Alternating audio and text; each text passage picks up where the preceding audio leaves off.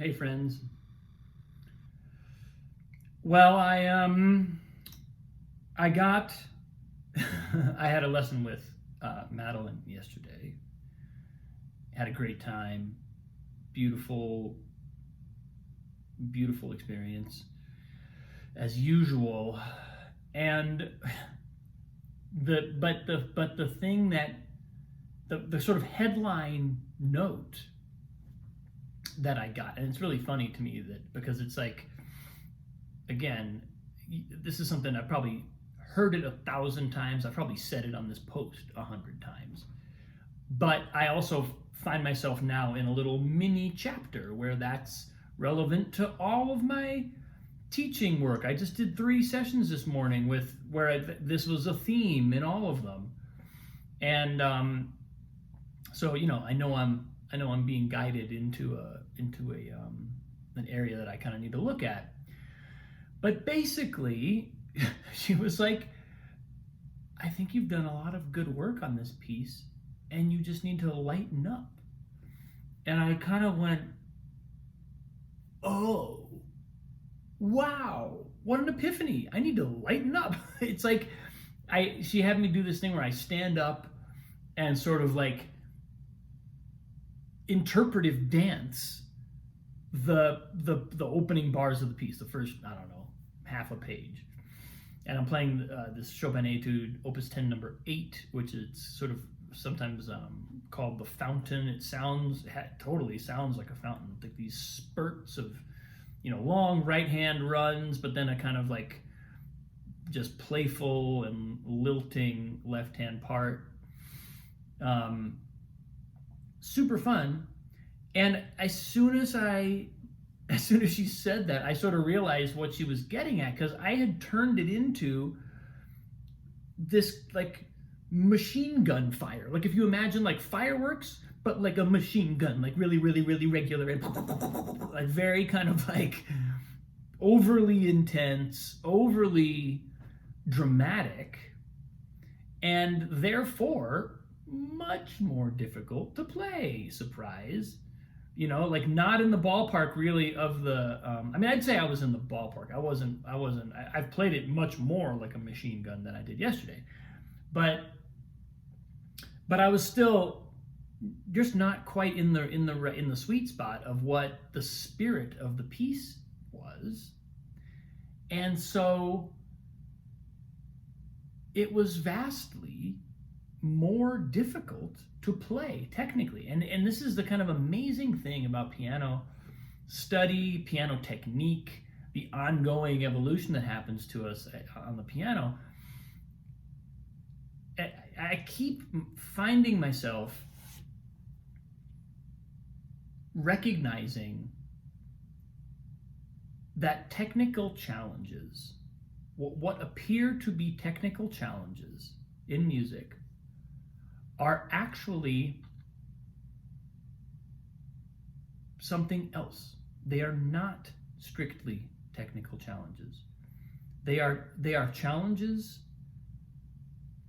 to our capacity to embrace and feel fully the spirit of the music. Because once we can do that, once we can really feel the spirit of the music just living in us, it's not that technical challenges go away. There's still work to be done. But I think it's similar to what I was saying yesterday. 90 to 95% of the technical challenges dissolve, or they become, because they are now no longer the focus of our attention. We're not pouring our energy and our attention at these difficult areas of technical execution. They just assume much less significance. They just don't matter as much. We might miss some notes, but the piece is driving itself. The piece is living itself through us. And whenever I have this experience, it's always remarkable to me that I would ever approach the piano in any other way. It's like, why would I ever do that? Why would I ever go back to getting fixated on technique and being overly intense and sort of like, these are, again, Chopin etudes are sort of like this, they're sort of like a threshold in classical pianists' development. When you get to the etudes, and then depending on how deep you kind of go with them, they really form, I think, a foundation of technique, which is, there's like before you've played the Chopin etudes and after. It's like two different worlds of your technical capacity at the piano. But again, even as I say that, technical capacity, what I'm learning is it's not really about technique. I mean, it is, but it's whenever I embrace the spirit of these pieces, and like yesterday, I found my way to all of a sudden, very easily and effortlessly, a playful place. And it's not that then I played the piece perfectly at tempo and I lived happily ever after. It wasn't like it was that. It wasn't like nothing else mattered then, and I didn't have to do any more work. It was just that so much of the work I was doing before just dropped away. No longer worried about it. And much more sort of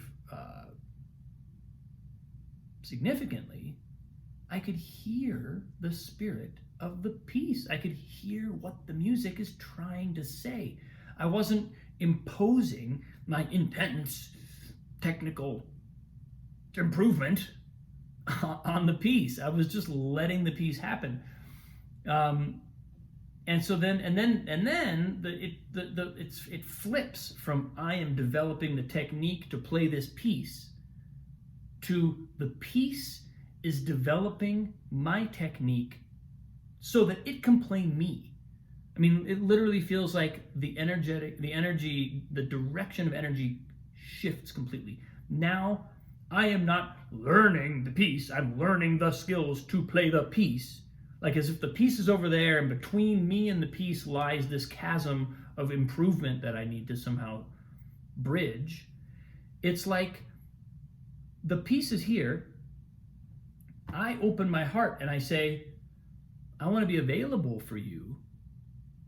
And then the piece gives me, one by one, little by little, all the tools I need in order to execute it. The previous etude that I studied, which was slightly, I would say it was slightly less difficult technically than the one I'm working on now, although I'm not even sure that's true, but either way, that piece, I had that experience really kind of for the first time where I was like, oh. Once I started listening, I had another lesson with Madeline a month ago maybe, where she really put my focus on the listening. And it was like, oh, it's kind of like the piece is the teacher. When a teacher is speaking, if they're a good teacher, you want to be listening. You don't just want to be in the room with the teacher and just hope that, like, by still being in your own mind drama, that somehow you're absorbing the teacher's lessons. No, you want to pay attention to the teacher. If the piece is the teacher, all we have to do is listen to it. All we have to do is give it our attention. What is it trying to say? What are you saying? Oh, wait, I heard you say that sentence, but I'm not sure that I understood it. Can you say that again?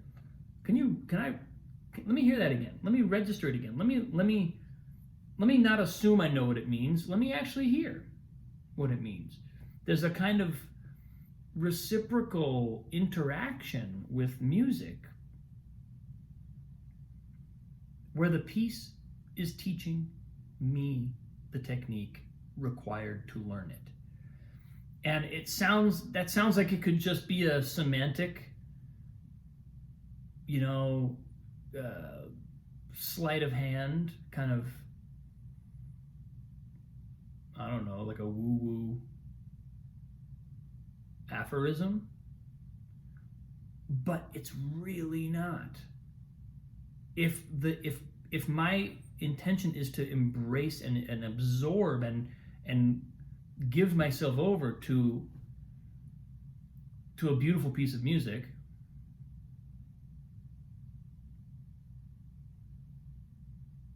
that is the step.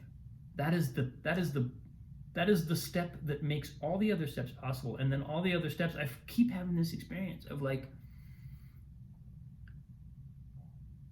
when I do that, I'll start playing and all of a sudden my hands are moving differently and I'll feel something lock in. I'll feel something in the way my body moves or the way my arms move or my torso receives or whatever it is.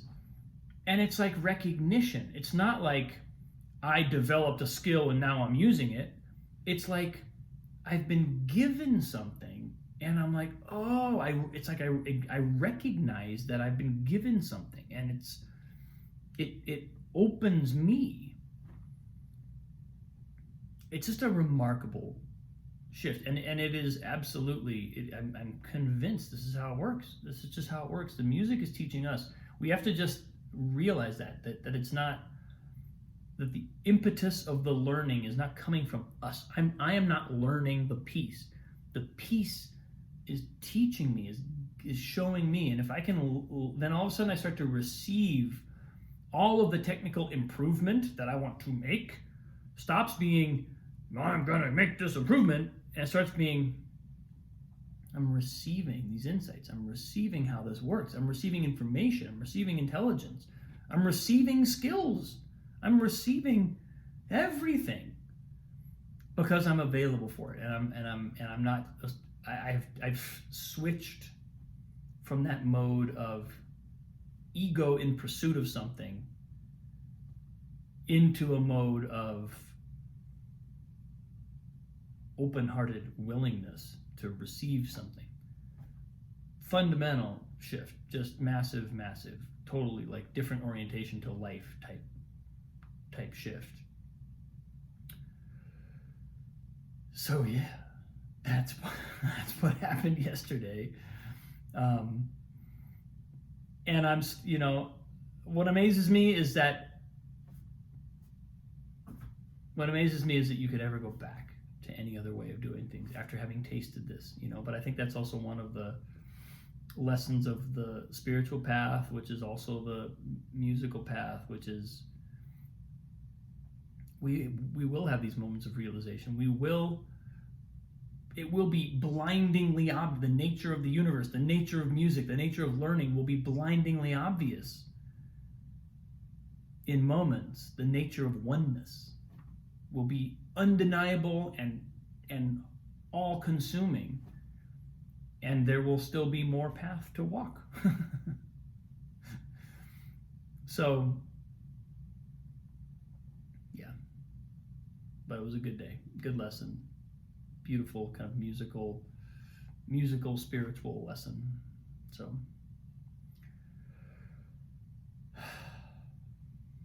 thanks for watching, folks.